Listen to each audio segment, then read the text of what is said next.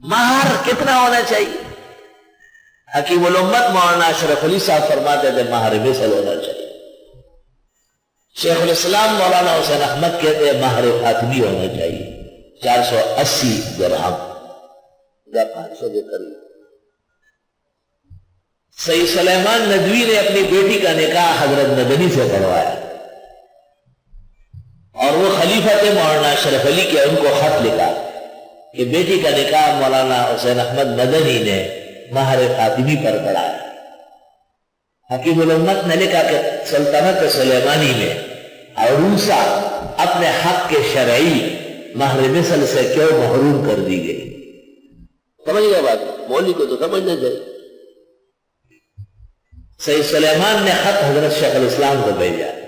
شیخ الاسلام نے جواب لکھا کہ ہندوستان میں مہر مثل ٹھیک ہے، مہر فاطمی مہر مثل کا فیصلہ مشکل ہے. حضرت حامی نے جواب لکھا، پھر حضرت مدنی نے جواب لکھا، پھر جواب الجواب. دو بحور آپس میں متصادم ہوئے.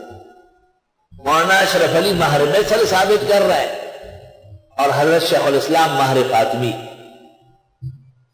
آخر میں شیخ الاسلام لکھتے ہیں جہاں تک اس ننگ اسلاف کو یاد پڑتا ہے، حضرت والا مولانا اشرف علی کا نکاح میری موجودگی میں ہمارے اور مولانا اشرف علی کے استاد حضرت شیخ الہند مولانا محمود الحسن نے مہر فاطمی پر پڑھایا. حضرت مولانا اشرف علی صاحب لکھتے ہیں ماشاءاللہ حضرت مولانا حسین احمد صاحب اختلاف بڑے آرام سے جیت گئے. جب ہمارے بڑوں کا بھی یہ عمل تھا تو میں بھی اپنا قلم یہی رکھ دیتا کہ مہر فاطمی بہتر ہے. ہمارے زمانے حال کے بعد بزرگ مولانا یوسف لدھیانوی وہ مہر فاطمی پر اصرار کرتے تھے. شاید شراب بورڈ کی جامع مسجد میں ان کی اور برادر محترم مولانا قاری مفتاح اللہ کی کچھ گفتگو بھی اس موضوع پر عین نکاح کے وقت ہو گئی. قاری صاحب کا کہنا یہ تھا کہ یہ اولویت جو ہے یہ اصرار تاکید نہیں ہے.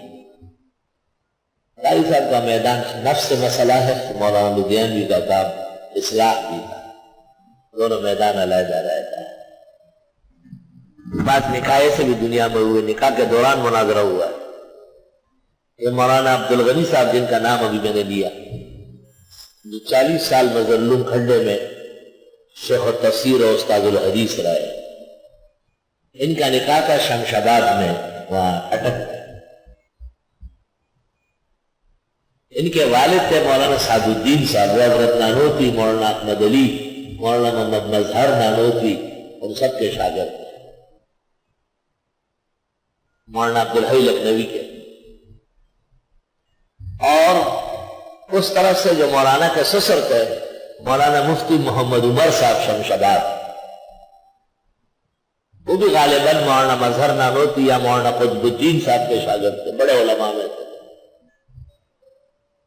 نکاح جب ہونے لگا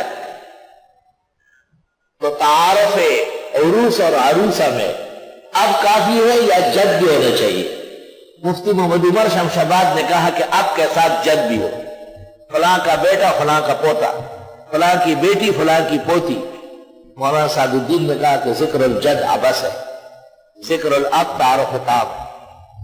مناظر نکاح کے درمیان بڑی بڑی کتابیں منگوائی گئی، بات شروع ہوئی. اور دو بحور تھے، تیسرا اس پائے کا نہیں تھا جن کا جو فیصلہ کر لیتے. لیکن وہاں کے علماء جو موجود تھے وہ کہتے تھے مولانا سعد الدین صاحب کا پلہ داری تھا. عام کتابوں میں تو جد کا ذکر نہیں ہے، بہت خال خال ہے، برہنہ میں ہے اور تنقیح میں ہے، بعض نادر کتابوں میں ہے، مفتابیہی میں نہیں. بعض چیزیں عادتاً چلتی ہے، جیسے لوگ 3 دفعہ پوچھتے ہیں افغانستان میں، بلوچستان میں، پختون وغیرہ سرحد میں، لیکن نکاح ایک ہی دفعہ پوچھنا کافی ہے. جات قبول 3 دفعہ کی کوئی ضرورت ہے. اس لیے مولانا شرف علی صاحب نے امداد الفتاوی میں لکھا کہ 3 دفعہ پوچھنا مستحب بھی نہیں، کچھ بھی نہیں، ایسے نہ ہو.